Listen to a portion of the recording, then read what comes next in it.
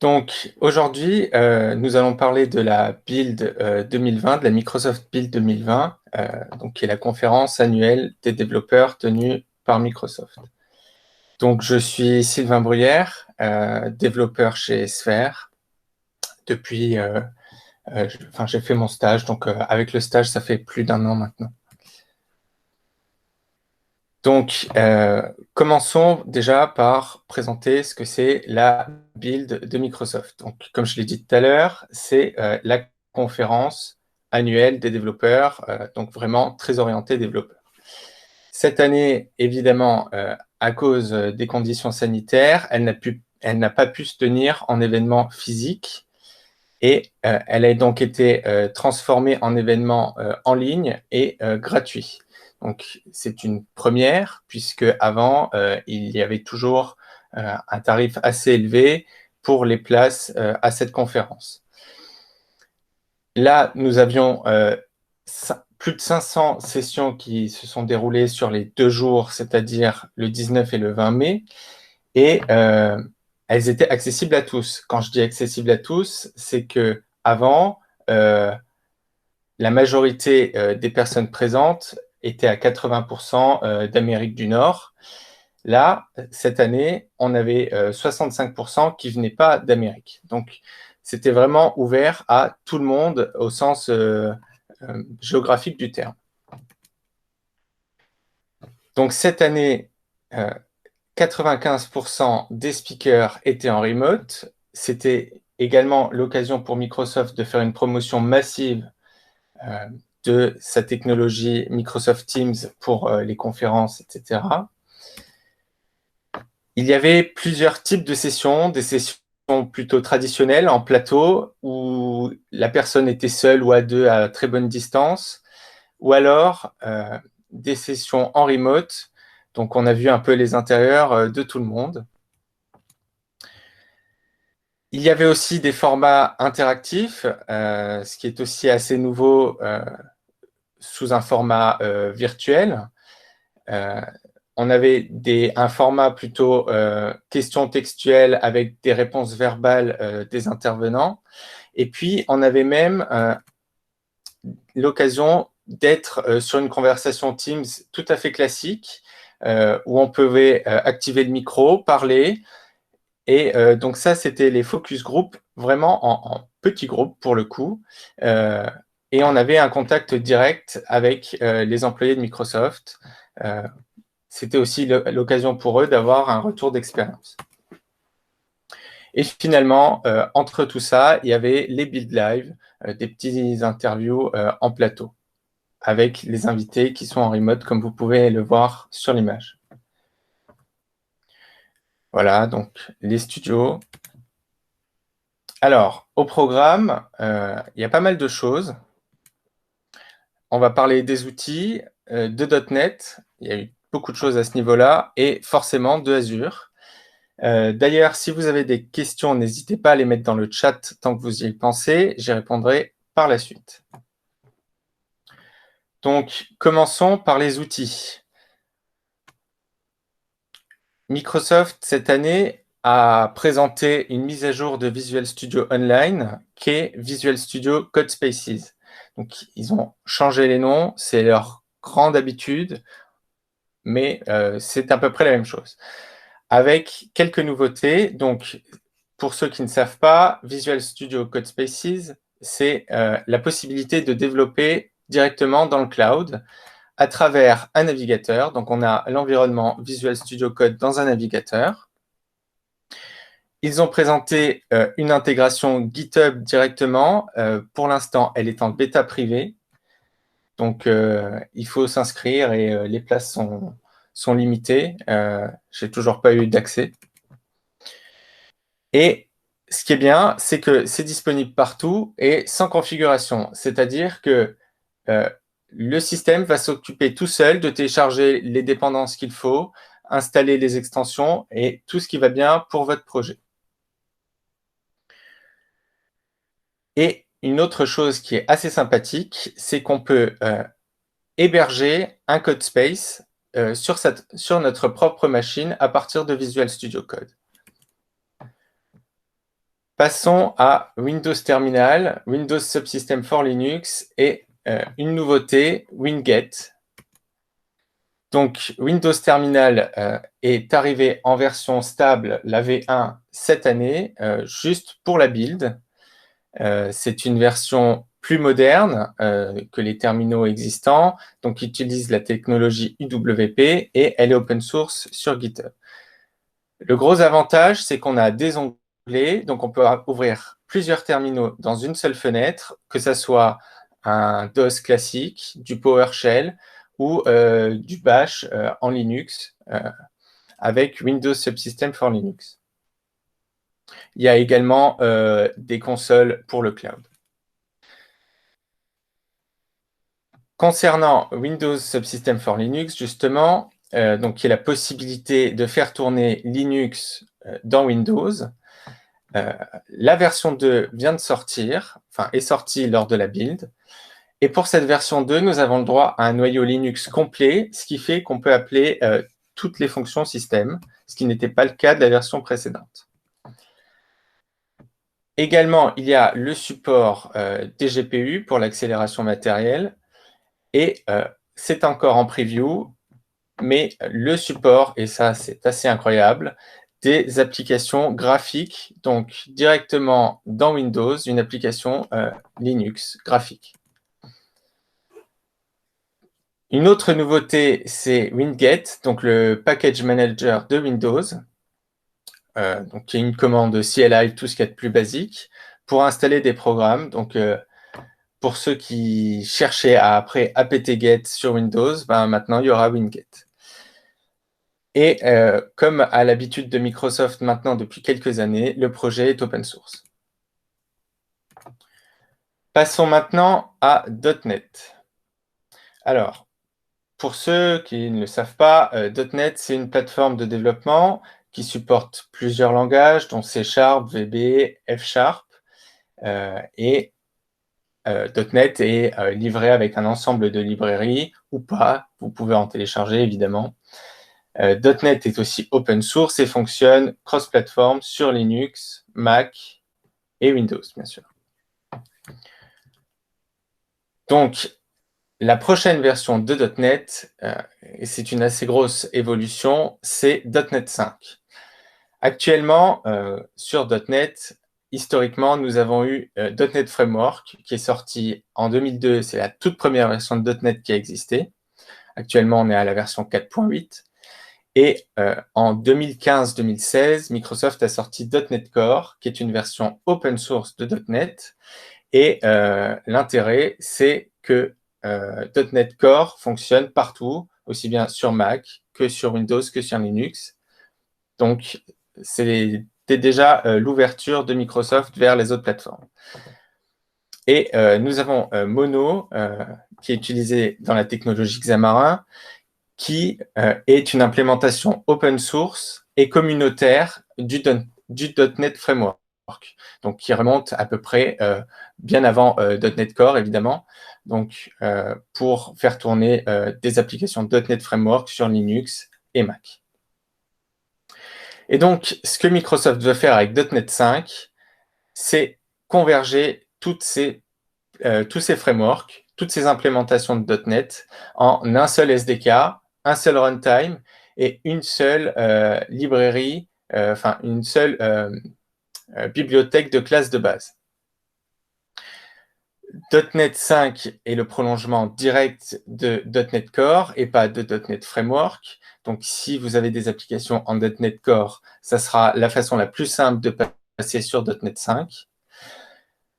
Avec .NET 5, nous aurons C# 9, des améliorations assez importantes au niveau des performances. Ils auront travaillé le garbage collector, etc.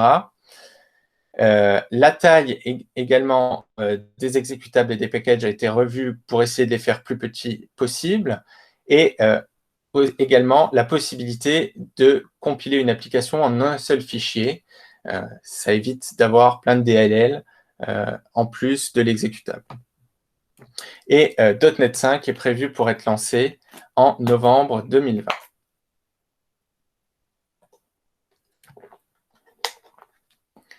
Donc, toujours dans cette optique d'avoir une seule plateforme au niveau de .NET. Microsoft a présenté .NET MAUI, donc qui est une évolution de Xamarin Forms.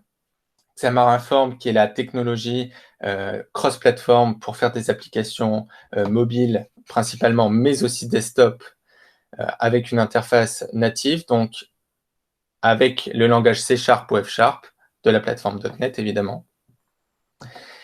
Et cette année, ce qu'il prévoit de faire, pour .NET MAUI, c'est qu'au lieu d'avoir plusieurs applications pour former plusieurs projets, pour former notre application cross-platform. Donc, on peut voir qu'on avait une application partagée ici, et puis une application pour Android, une application pour iOS, et une application pour Windows, Tizen, tout ce que vous voulez. L'idée, là, c'est que au lieu d'avoir ces séparations bien distinctes, tout soit dans un seul ensemble et que le code spécifique, comme on peut le voir sur la deuxième image, soit vraiment intégré dans le projet et séparé par la notation avec des points, comme vous pouvez le voir. Un autre apport indéniable, c'est au niveau de la gestion des ressources. Précédemment, sur Xamarin Forms, il fallait par exemple, une image l'importer aussi bien dans le projet Android que dans le projet iOS, etc. Là, eh bien, on n'aura qu'à l'importer une seule fois et .NET MAUI va se charger de mettre les images au bon format pour la plateforme. .NET MAUI est prévu pour la version 6 de .NET, donc d'ici 2021. Novembre 2021, selon leurs prévisions. Et ça sera intégré directement à .NET plutôt que d'être des packages NuGet. Donc NuGet, c'est le package manager pour .NET, un équivalent de NPM. Et l'idée, c'est donc d'avoir cette intégration. Et donc, on passerait plutôt que des packages NuGet à des namespaces, donc system.maui ou system.devices. Ils ont également prévu d'ajouter le pattern MVU, Model View Update, avec du state management et du code first pour l'interface graphique. Donc, c'est ce qu'on voit sur le code qui est à droite.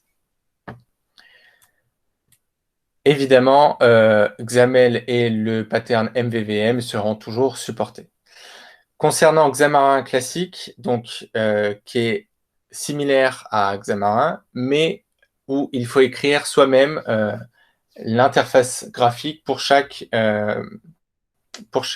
plateforme. Donc, vous allez écrire du SwiftUI sur iOS ou du Storyboard et du XML Android sur Android. Donc, ça permet d'avoir de légères meilleures performances parce que Xamarin Forms s'améliore de plus en plus. Mais voilà, il y a quand même des avantages à utiliser ça et à s'embêter à faire tout manuellement. Tant qu'on est sur du cross-platform, je vais parler des contributions de Microsoft au niveau de React Native. Donc React Native qui est la plateforme pour faire des applications natives en utilisant la technologie React de Facebook. Donc Microsoft s'occupe de faire l'implémentation sur Windows avec le système IWP et sur macOS. Ils font ça en open source et travaillent évidemment avec Facebook. Quelque chose qu'on ne sait pas forcément, mais c'est que c'est prêt à être utilisé en production. Donc, la Team Office, par exemple, l'utilise déjà. L'application Xbox a été refaite d'Electron vers React Native, donc est également en production. Et Windows Calendar, la prochaine version qui est actuellement en preview, utilise également React Native. Et enfin, il y a à peu près un an, ils ont réécrit React Native pour Windows de C# à C++ pour évidemment avoir de meilleures performances. Une autre chose concernant les applications natives, et cette fois-ci sur Windows, ils ont parlé de Project Reunion. Donc, c'est un gros chantier pour eux. Le but, c'est d'unifier toutes les plateformes applicatives sur Windows. Donc, historiquement, il y a les applications desktop Win32. Et avec Windows 8 et plus encore avec Windows 10, il y a eu les applications Universal Windows Platform qui tournent sur Xbox, HoloLens, PC, tablette, anciennement sur mobile. Et l'idée, c'est de rassembler tout ce petit monde, tous ces développeurs en une seule plateforme, une plateforme de développement Windows. Project Reunion sera open source et a été pensé pour être modulaire et ne plus être aussi dépendant de l'OS qu'avant. Je vais m'expliquer. Actuellement, donc on a ces deux cloisonnements, les applications desktop Win32 d'un côté et les applications UWP de l'autre. Chacun utilise leurs API qui sont parfois très différentes. Parfois, les applications desktop ont besoin d'accéder aux applications, aux API UWP, pardon, par exemple pour les notifications. Donc à ce moment-là, la brique a été rajoutée et on peut y accéder. Inversement, les applications UWP parfois ont besoin d'appeler des API plutôt anciennes et donc elles ont été également ajoutées. L'idée avec Project Reunion, c'est de découper toutes les API en packages et de les abstraire de la plateforme. Donc, l'idée, c'est que les API soient les mêmes, que ce soit du desktop ou du WP, et Windows et l'API en elle-même, enfin le package en elle-même, va se charger d'appeler les bonnes API sous-jacentes. À terme, il y aurait plus cette séparation, idéalement, et que des applications Windows. Ils veulent également que ça soit rétrocompatible, donc faire un genre de polyfill comme on a sur le web, mais du coup en natif dans la mesure du possible, avec des fallbacks si ce n'est pas possible. Ils veulent également que les développeurs aient l'agilité de choisir sur quelle version ils veulent utiliser une API, ce qui permet de pouvoir déployer des mises à jour sur les nouvelles versions de Windows sans trop se tracasser. Est-ce que ça va toujours tourner? Oui, ça tournera toujours et Microsoft se charge à travers ces packages intermédiaires de faire le travail pour que tout fonctionne bien. Les premières choses qui ont été faites sur Project Reunion, c'est WebView 2. Donc, c'est un simple contrôle web. Enfin, simple, c'est même quand même assez élaboré, basé sur Chromium. Et la seconde chose qui est importante, c'est WinUI 3, donc qui permettrait d'avoir la même interface graphique, la même charte graphique, le Fluent Design, sur toutes les plateformes de développement, que ce soit Win32 ou UWP. Donc voilà, l'idée, c'est bien d'abstraire avec une couche supplémentaire ce fonctionnement. Ça permettra d'avoir une homogénéité des interfaces graphiques. Donc, que vous exécutiez une application desktop ou UWP, les boutons auront le même style. L'idée également, c'est d'avoir les derniers contrôles utilisateurs, et ils veulent que l'adoption puisse se faire de façon incrémentale, que les développeurs n'aient pas à tout refaire leur application d'un coup, qu'ils puissent à certains endroits utiliser WinUI s'ils le souhaitent, et à d'autres endroits, s'ils n'ont pas le temps de refaire le code ou de modifier ce qu'il faut, eh ben, de rester sur la technologie qu'ils utilisent actuellement. Une autre petite chose, c'est la plateforme Uno, donc, qui est un projet communautaire lancé par la société canadienne Inventive. L'idée, c'est que nos applications UWP modernes puissent tourner sans modification sur Android, iOS, sur le web avec WebAssembly, macOS, et tout récemment, ils ont annoncé le support de Linux. C'est un projet assez intéressant qui, je pense, est à suivre. D'ailleurs, l'équipe WinUI travaille avec Uno Platform pour les prochaines versions. Passons un petit peu au web avec ASP.NET Blazor. Donc, c'est une technologie web pour faire des fronts en .NET. Alors, actuellement, on s'est toujours dit, voilà, .NET, c'est pour du back-end. C'était le cas. Jusqu'à maintenant, avec cette technologie open source, donc en .NET et C#, qui utilise la syntaxe de Razor pour le templating, donc qui est déjà bien connu des utilisateurs d'ASP, .NET MVC et de Razor Pages. Actuellement, il y a 2 modes disponibles. Donc, en 2019, le mode Blazor Server. C'est un petit peu de la triche. En fait, le serveur va calculer l'interface utilisateur, l'HTML tout simplement, et va envoyer les changements via signal R, donc qui utilise le protocole WebSocket, au navigateur, et le navigateur va mettre à jour les éléments qu'il faut. Donc ça évite quand même tous les rechargements de pages, mais l'interface est quand même calculée par le serveur. Donc ça s'apparente quand même un peu à du server-side rendering. Et à la build 2020, Microsoft a sorti WebAssembly, .NET WebAssembly, Blazor WebAssembly. Et là, l'idée, c'est que le C# est compilé en bytecode, donc pour WebAssembly, un bytecode spécifique et standard pour les navigateurs, étant donné que WebAssembly est standard depuis quelques temps maintenant. Et donc, ce code est exécuté directement par le navigateur. Du coup, il n'y a pas de modification. Tout est vraiment fait dans le navigateur au niveau de l'interface utilisateur. C'est vraiment une technologie front-end en .NET. Donc, je vais vous faire une petite démo.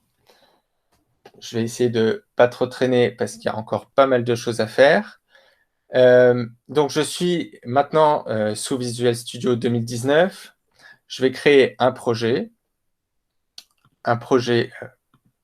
Blazor, et je vais faire dans l'original. Je pense que tous ceux qui ont fait au moins une Sphere School Front-End connaissent Sphere People. Donc, c'est ce que nous allons réaliser maintenant.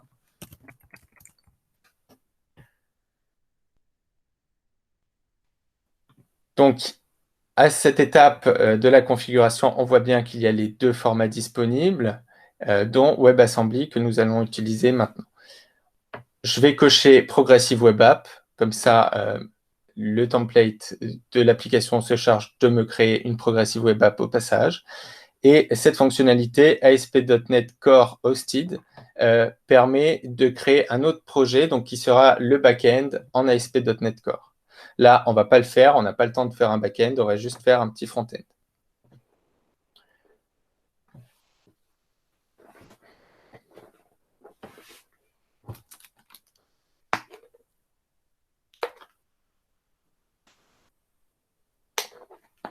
Donc, voilà, tout est prêt. On va faire un petit peu de ménage parce que Microsoft a mis quelques exemples. Je vais enlever tout ce qui ne sert à rien.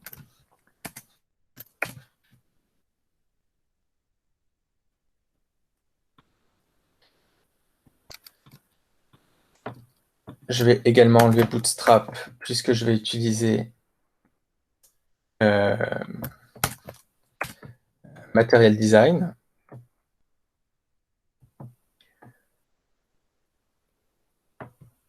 Et je vais justement mettre mon petit CSS et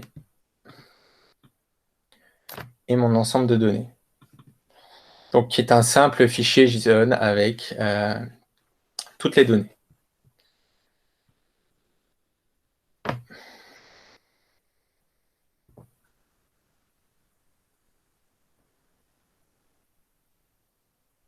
Alors, donc nous avons nos données. Je vais créer le modèle donc en C#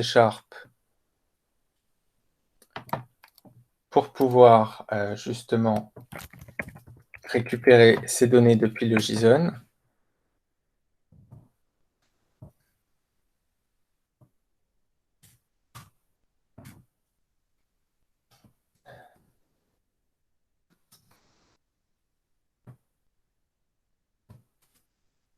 Voilà.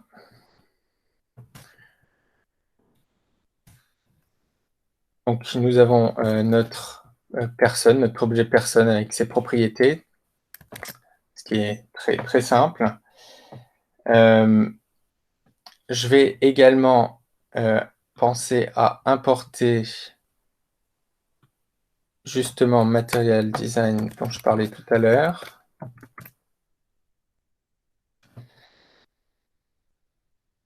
Donc c'est Materialize que j'utilise avec les fontes, le CSS et le JS qui va bien. Et au passage, je vais aussi modifier le texte de chargement. Maintenant, on a notre modèle. On va pouvoir créer notre composant person card, donc qui sera un élément, un composant qui représente une personne.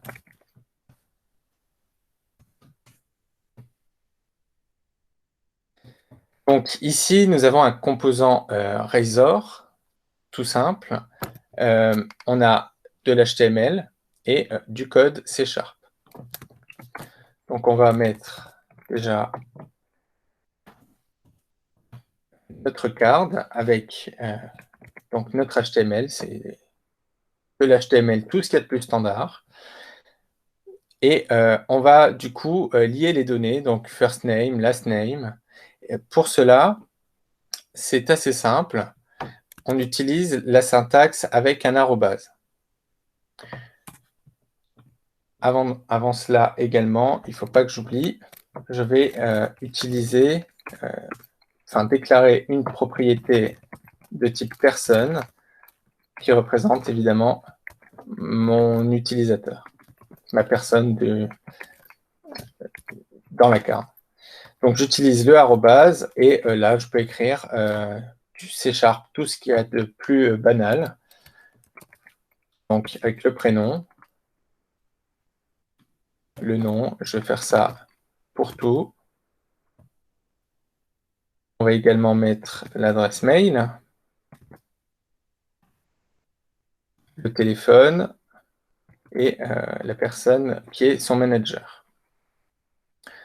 Et j'allais oublier la photo. On peut également ajouter des conditions parce qu'en effet, dans mon ensemble de données, certains utilisateurs n'ont pas de manager. Donc, c'est un peu bête d'afficher quelque chose vide. Donc, pareil avec le arrobase, et on écrit une condition, tout ce qu'il y a de plus normal en C#. Donc, si ma chaîne de caractères n'est pas vide ou pas nulle, donc sur la personne.manager, donc si le manager n'est pas vide ou pas nul, je vais l'afficher. Très simple.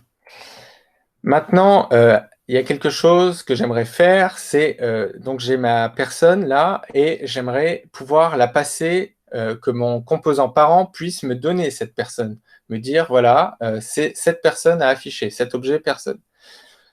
Pour cela, c'est très simple. Je vais utiliser l'attribut parameter, qui est similaire aux annotations qu'on a en Java. Et je vais lui mettre un getter et un setter, s'il veut bien. Voilà. Donc là, notre composant person card est prêt. Je vais pouvoir maintenant l'afficher dans ma page. Alors, j'ai qu'une seule page, comme vous pouvez le voir, et on définit la route comme ça. On a la navigation qui est gérée à ce niveau-là, donc avec un routeur. Voilà, s'il trouve, il affiche ça, et donc le bon type. Et s'il ne trouve pas, il va afficher un petit message me disant qu'il n'a pas trouvé la route. Donc là, ce que je vais faire, c'est placer tout simplement ma personne card. Et on voit que j'ai maintenant mon paramètre personne qui est disponible. Alors, avant de faire ça, je vais écrire un peu de code. Donc pareil, @code.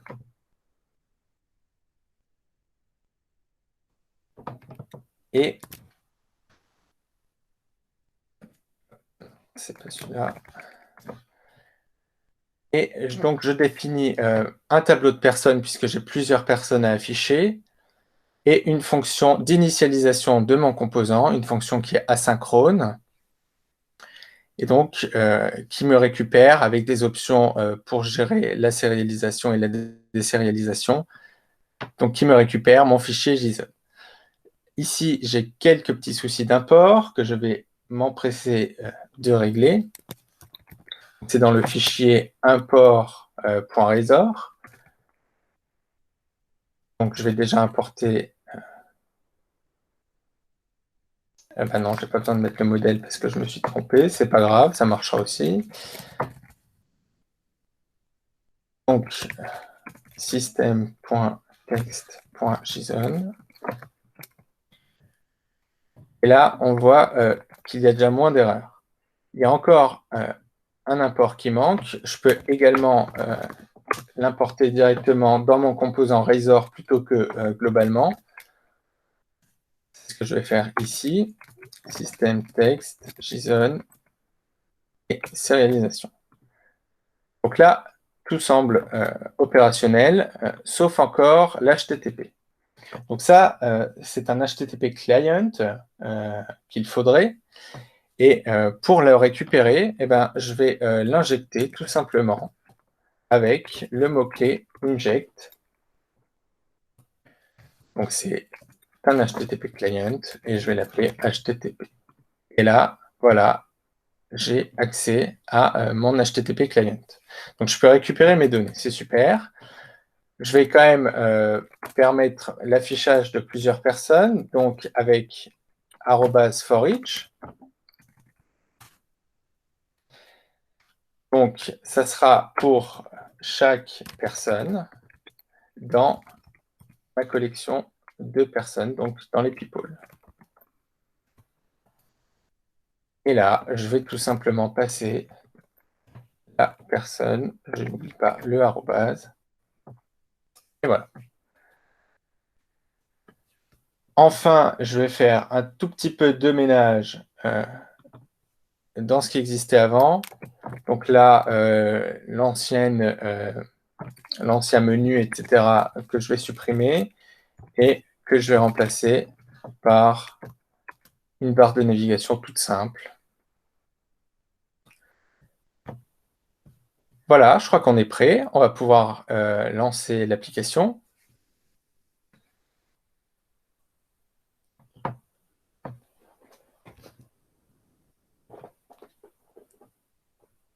Donc, ça compile.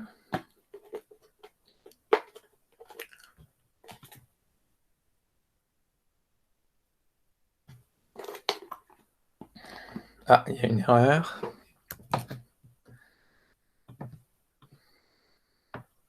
Donc, on peut voir qu'on a l'erreur qui est bien dans la console, ce qui prouve bien que ça tourne de notre navigateur et pas sur un back-end. Ah oui, évidemment. Ici, je récupère mes people de façon asynchrone, ce qui fait que, au début, quand il va faire le premier affichage, people est nul. Donc, tant que c'est pas affiché, je ne vais pas parcourir cette boucle. Ça ne sert à rien. Et ça me produit évidemment cette erreur. Donc, si mes personnes sont nulles, je vais afficher un texte de chargement. Et si c'est pas nul, Donc, je vais mettre ce qui va bien, c'est-à-dire mes personnes avec le for each.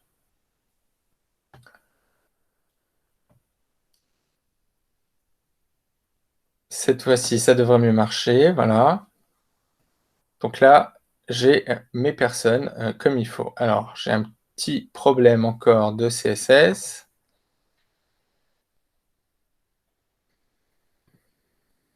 Il faut que je retrouve ici, j'ai oublié de faire les changements.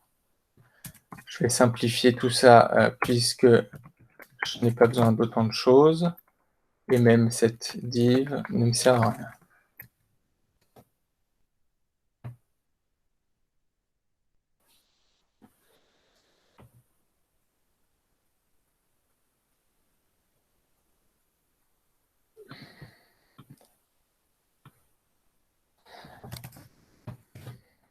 Parfois, il met en cache et ça marche pas bien. Du coup, je vais ouvrir un onglet privé. Ok, j'ai toujours un problème de CSS. Les joies de la démo. Forcément. Non, c'est bon. Qu'est-ce que j'ai omis?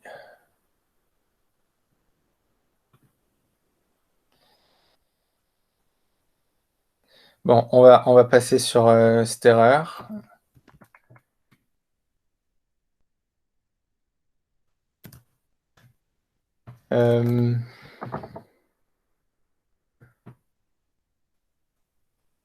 Ouais, on va passer sur cette erreur. Et donc, on va ajouter un petit peu de dynamisme à notre page, puisque comme vous pouvez le voir, il y a une zone de recherche qui permet de faire de la recherche dynamique. Donc, c'est pas compliqué à faire non plus. Nous allons créer un composant pour la zone de recherche, donc une search box. Et je vais ajouter son HTML. Non, c'est pas bon. Voilà, donc de l'HTML tout simple avec une zone de recherche. Et là, ce que je vais faire avec le arrobase, c'est écouter les événements.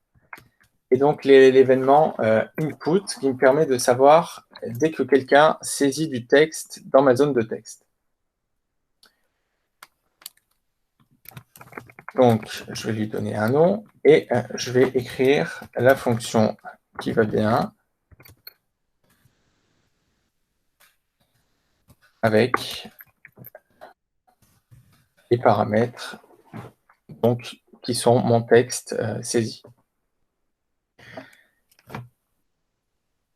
Et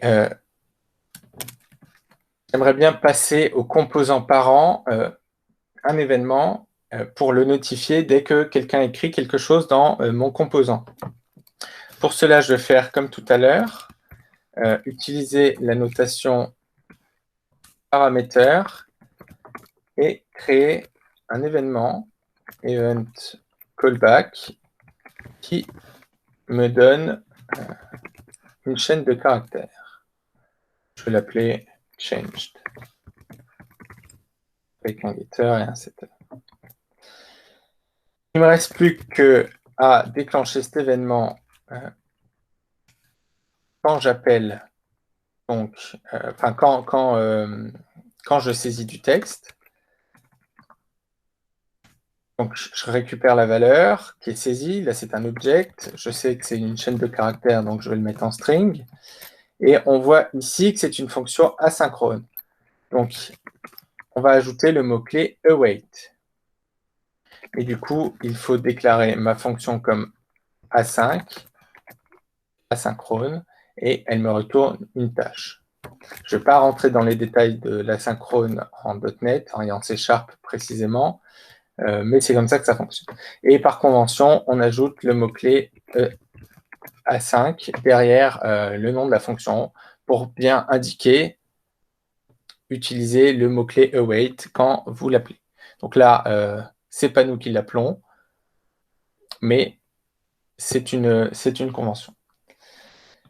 Très bien, je vais maintenant terminer par ajouter ma search box dans ma navigation, ma barre de navigation.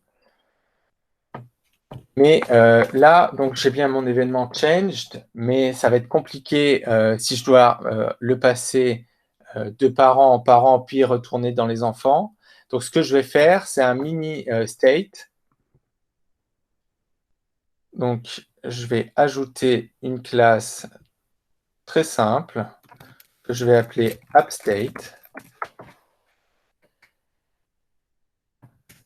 Et donc je vais lui définir une propriété. Alors, je vais déclarer une variable search qui va contenir ce qui est saisi par l'utilisateur et je vais fournir un getter et un setter. Donc, pour l'instant, ça n'a pas grand intérêt de faire ça puisque je ne fais rien de particulier dans mon getter ni dans mon setter. Mais il faut également que je puisse savoir avec un événement quand l'utilisateur tape quelque chose. Donc, je crée une action qui est un callback, si vous voulez, sans retour et sans paramètres. Donc, une action search changed. Et cette action, je vais tout simplement l'exécuter quand on définit quelque chose dans la variable search. Voilà. Mon mini-state est prêt. Je n'ai plus qu'à l'utiliser. Donc, on va retourner ici.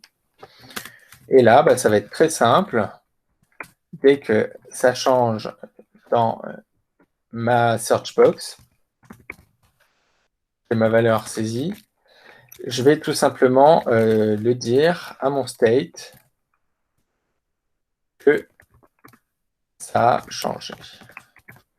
Alors là, il me dit une erreur puisque je n'ai pas instancié cette classe. Au lieu de l'instancier manuellement, je vais l'injecter comme tout à l'heure. Donc, c'est un objet de type appState et je vais lui donner le nom appState.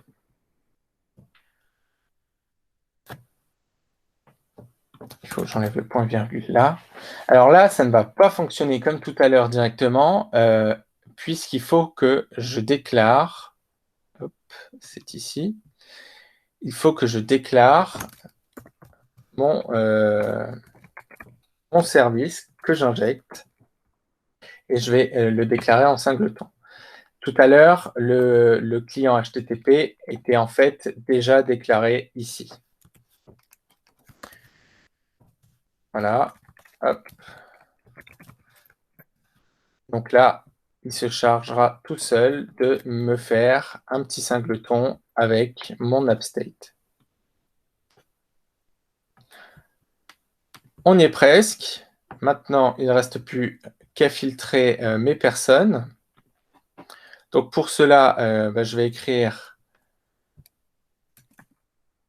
Je vais d'abord, m'enregistrer. Alors pareil, je vais réinjecter l'appState.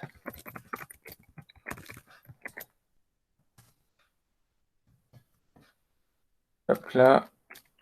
Et donc, je vais m'abonner à l'événement Search Changed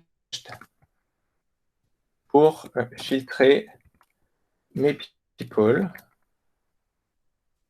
Et au passage, je vais penser à lorsque le composant est détruit, il faut que je pense à enlever du coup mon abonnement à l'événement. Donc, ça se passe avec la fonction dispose qui en réalité implémente, implémente tout simplement l'interface idisposable. À ce moment-là, je vais pouvoir me désabonner. Et pour se désabonner en C# d'une fonction, on utilise désabonner une fonction au niveau d'un événement, on utilise la syntaxe moins égal. Et le plus égal, c'est pour l'abonnement. Je vais maintenant terminer avec ma fonction, évidemment, filter people.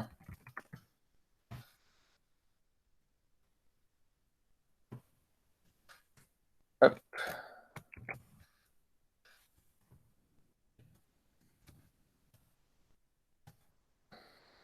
To lower. Donc, pour être sûr. Donc là, c'est bien ce que je récupère de ma zone de recherche.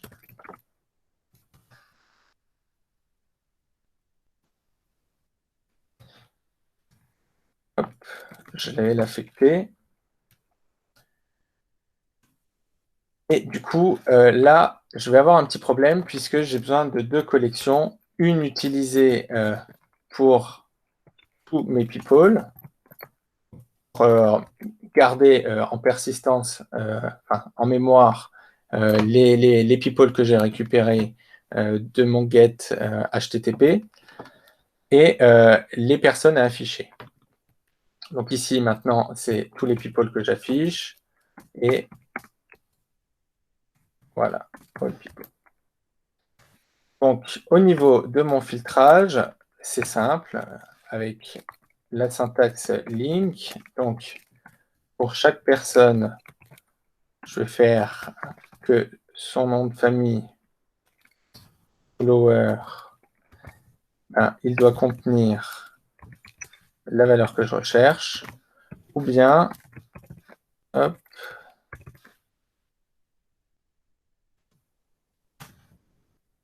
ou bien avec le prénom. First name. Et je vais pas oublier de le mettre en tableau. Une petite dernière chose, il faut que je notifie à mon composant que son état a changé. Voilà, on lance, ça devrait fonctionner, j'espère, parce qu'il ne me reste plus beaucoup de temps.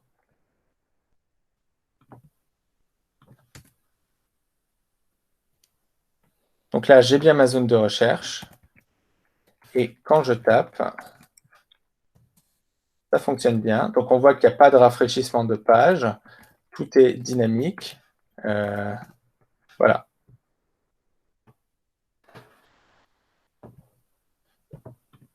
Donc c'est tout pour Blazor WebAssembly.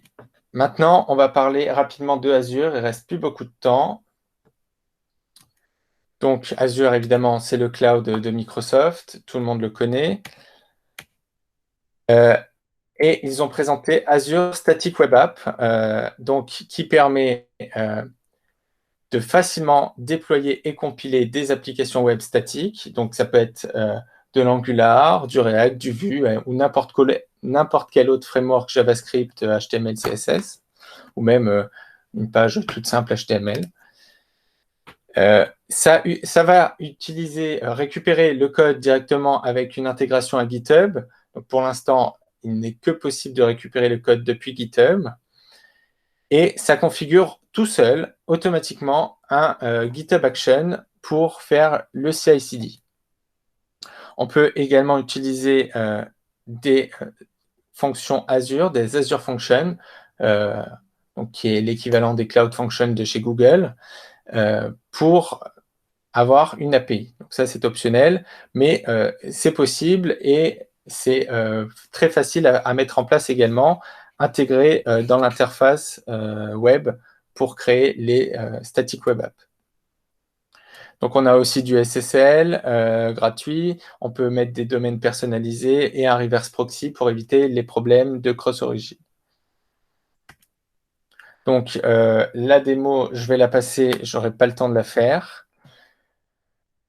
On va parler maintenant de Azure Synapse Link, donc, qui est plus pour tous ceux qui font de la BI ou de l'analyse de données. L'idée, c'est d'analyser nos données en temps réel, donc sur Synapse Analytics. Sauf que jusqu'à présent, ce n'était pas possible, puisque pour garder des bonnes performances sur la base de données opérationnelle, il fallait extraire ces données pour pouvoir après les exploiter.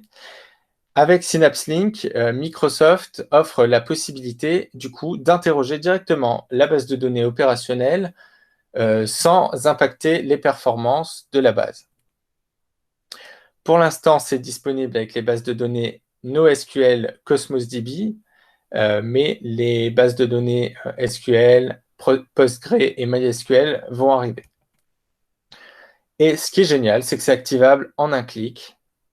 Donc, comme on peut le voir ici en bas, en un clic, on va faire le lien entre Synapse Analytics et notre base de données Cosmos DB.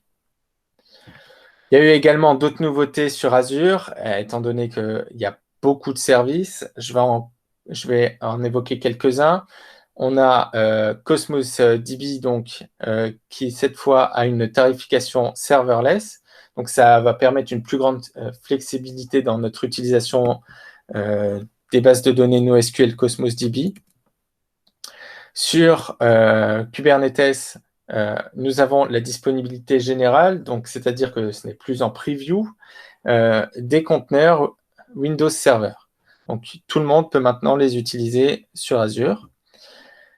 Une nouvelle fonctionnalité qui est What If Analysis, donc qui permet de déterminer à l'avance les ressources qui vont être créées, modifiées, supprimées avant d'effectuer donc des modifications.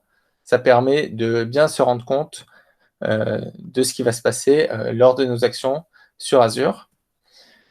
Et au niveau des Cognitive Services, donc il y a par exemple la reconnaissance textuelle, la reconnaissance vocale, la reconnaissance d'image. Il y a plein de choses à ce niveau-là. Donc ça fait partie des Cognitive Services. Nous avons le mode apprenti, donc qui a été amélioré pour avoir des meilleures performances au niveau, au niveau des résultats obtenus lorsque l'on ajoute un cas d'usage. Ça permet d'entraîner automatiquement notre modèle et des améliorations sur les services de parole, donc avec moins d'erreurs au niveau de la reconnaissance de texte et une amélioration de la prononciation des nouvelles langues et des nouvelles voix.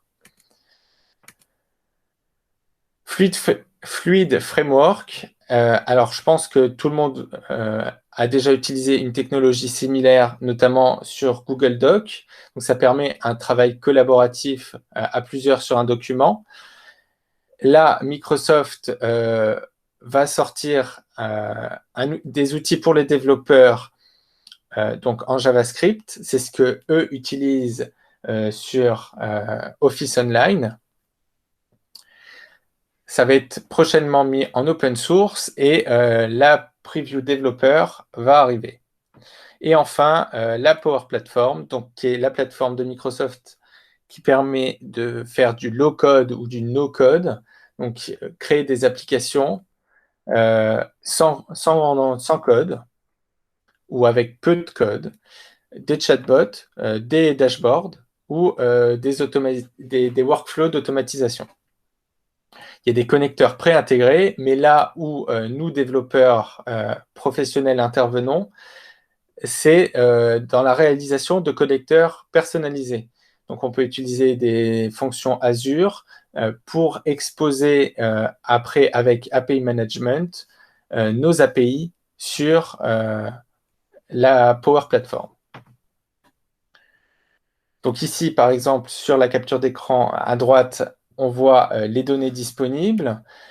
Et on peut très facilement, un peu à la façon de Excel, lier nos données à un champ de notre interface graphique. Donc, c'est vraiment très orienté utilisateurs qui veulent développer soit des prototypes, soit des applications à bas coût, des trucs très simples, mais c'est quand même très puissant.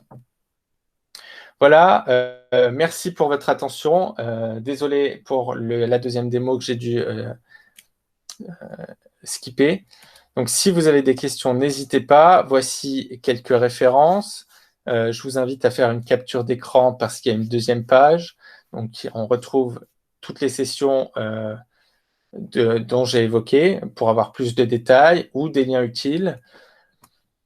Voici la deuxième page. Donc,